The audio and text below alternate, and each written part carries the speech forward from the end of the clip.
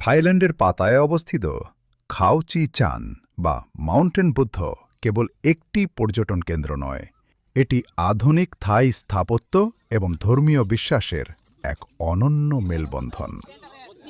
প্রিয় পুণ্যার্থী, এই মুহূর্তে যেখানে দাঁড়িয়ে আছি এটা হচ্ছে থাইল্যান্ডের বিখ্যাত একটি বুদ্ধ প্রতিবিম্বের সামনে। এটার নাম হচ্ছে কাও চি চান।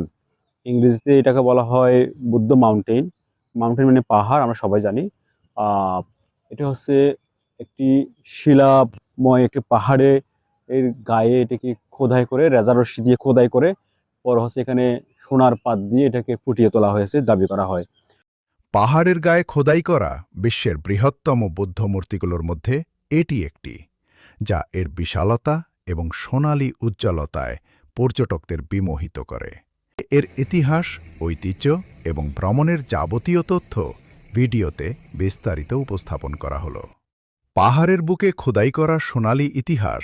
থাইল্যান্ডের চনবুরি প্রদেশে অবস্থিত এই পর্বতটি পর্যটকদের কাছে বৌদ্ধ মাউন্টেন নামেই বেশি পরিচিত।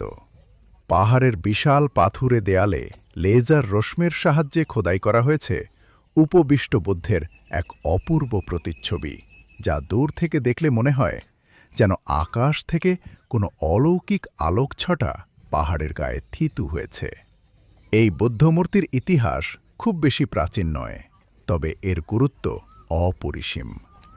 ১৯৯৬ সালে থাইল্যান্ডের প্রয়াত রাজা ভূমিবল আদুল্লাদেজ রামা দ্য নাইন্থের সিংহাসনে আরোহণের ৫০ বছর পূর্তি বা গোল্ডেন জুবিলি উপলক্ষে এটি নির্মিত হয়।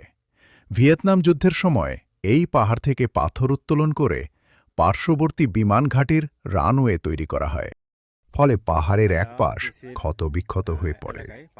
রাজার প্রতি সম্মান জানাতে এবং সেই ক্ষতস্থানকে একটি পবিত্র স্থানে রূপান্তর করতে তৎকালীন যুবরাজ অর্থাৎ বর্তমান রাজা এই মহৎ উদ্যোগ নেন। খাও চি চান বুদ্ধমূর্তির নির্মাণ প্রক্রিয়া ছিল আধুনিক প্রযুক্তির এক অনন্য নিদর্শন। পাহাড়ের খাড়া দেয়ালে প্রথমে লেজার দিয়ে বুদ্ধের নকশা তৈরি করা হয়। নকশাটি রাতের অন্ধকারে করা হয়েছিল যাতে লেজারের আলো স্পষ্ট দেখা যায়। লেজার দিয়ে কাটা দাগগুলোর ভেতরে ২৪ ক্যারেট খাঁটি স্বর্ণের পাত বসানো হয়েছে। দিনের আলোতে যখন সূর্যের কিরণ এই স্বর্ণের ওপর পড়ে, তখন পুরো পাহাড়টি উজ্জ্বল আভা ছড়িয়ে দেয়। তো আমরা যেটা এরকম বলে আসছিলাম, আহ, অনেক ভালো লাগে এখানে প্রকৃতি, এখানে বাতাস। আর হচ্ছে থাইল্যান্ডের আবহাওয়া মোটামুটি বাংলাদেশের কাছাকাছি। এখন গ্রীষ্মকাল, তো অনেক গরম ওয়েদার। মূর্তিটি উচ্চতায় ১০৯ মিটার বা ৩৫৮ ফুট এবং প্রস্থে প্রায় ৭০ মিটার বা ২৩০ ফুট। এটি বিশ্বের অন্যতম বৃহৎ বুদ্ধ প্রতিচ্ছবি। বুদ্ধের এই ভঙ্গিটিকে বলা হয় পারাং মারাবিচায়, যা জ্ঞানার্জনের মুহূর্তে পৃথিবীর সাক্ষী হওয়ার প্রতীক। থাই নাগরিকদের কাছে এটি অত্যন্ত পবিত্র স্থান। মূর্তির নিচে বুদ্ধের পবিত্র দেহাবশেষ সংরক্ষিত আছে বলে বিশ্বাস করা হয়। পাহাড়ের পাদদেশে একটি সুন্দর বাগান, পদ্মপুকুর এবং প্রার্থনার স্থান রয়েছে, যেখানে সন্ন্যাসীরা নিয়মিত ধ্যান করেন। দর্শনার্থীদের জন্য এখানে কঠোর ড্রেস কোড না থাকলেও ধর্মীয় গুরুত্বের কারণে শালীন পোশাক পরা বাধ্যতামূলক। খাও চি চান পাহাড়টি থাইল্যান্ডের পাতায়া শহর থেকে কিছুটা দক্ষিণে না চোম থিয়ান এলাকায় অবস্থিত। মূল পাতায়া শহর থেকে এর দূরত্ব মাত্র ২০ কিলোমিটার। ট্যাক্সি বা মোটরবাইকে যেতে সময় লাগে প্রায় ৩০ থেকে ৪০ মিনিট। রাজধানী ব্যাংকক থেকে এর দূরত্ব প্রায় ১৬০ কিলোমিটার। সড়কপথে যেতে সময় লাগে ২ ঘন্টা থেকে ২ ঘন্টা ৩০ মিনিট।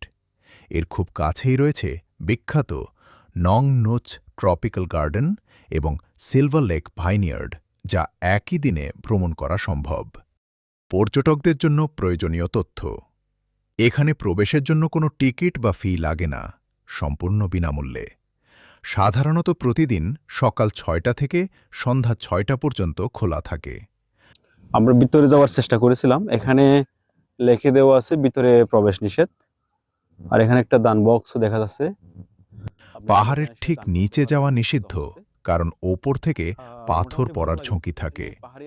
সীমানা প্রাচীরের নির্দিষ্ট দূরত্ব থেকেই দর্শন এবং ছবি তোলা যায়। বুদ্ধ মাউন্টেনের একবারে পাদদেশে আসার চেষ্টা করেছি, কিন্তু দেখি হচ্ছে ঢোকার কোনো রাস্তা নাই। এখানেই কোটেশন দেওয়া আছে, ভিতরে যাওয়া নিষেধ। তো আমরা আসলে একটা জিনিস দেখছিলাম যে এখানে দাবি করা হচ্ছে এগুলো স্বর্ণের পাত। এখানে এটাও দেখতে অনেকটা স্বর্ণের মতন, কিন্তু দেখে যেটা মনে হচ্ছে এখানে একটা পয়সা পড়ে গেছে।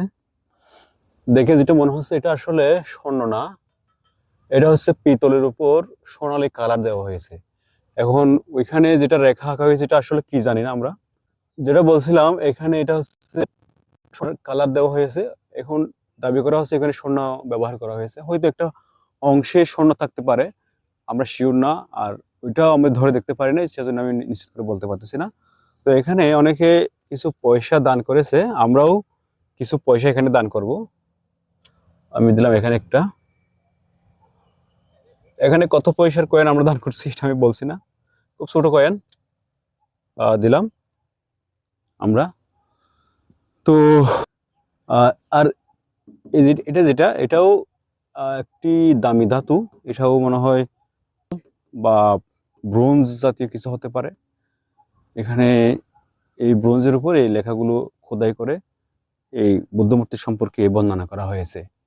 আর এই লোগোটা অনেক সুন্দর হয়েছে। এটা হচ্ছে থাইল্যান্ডের একটি সরকারি বৌদ্ধ ধর্মীয় লোগো, দুটা হাতি দুই পাশে আর দুইটা বৌদ্ধদের চৈত্যের মতন। তো থাইল্যান্ড যদি আপনারা আসেন অবশ্যই এই সুন্দর বৌদ্ধ মূর্তিটি আপনারা একটু দেখে যাবেন, আপনাদের ভালো লাগবে। তো সেই জন্য আমরা এই সুন্দর প্রকৃতির সাথে বুদ্ধের যে একটি সম্পর্ক, উনি যে বনে গিয়ে ধ্যান করেছিলেন সেই বিষয়টি এখানে ফুটিয়ে তোলা হয়েছে। তো আসলে অনেক ভালো লাগছে। ধন্যবাদ সবাইকে। খাওচি চান কেবল পাথরের গায়ে খোদাই করা কোনো শিল্প নয়, এটি থাই জনগণের রাজভক্তি এবং শান্তির প্রতীক। আপনি যদি থাইল্যান্ড ভ্রমণে যান, তবে পাতায়ার এই সোনালী পাহাড়টি আপনার তালিকায় থাকা আবশ্যক।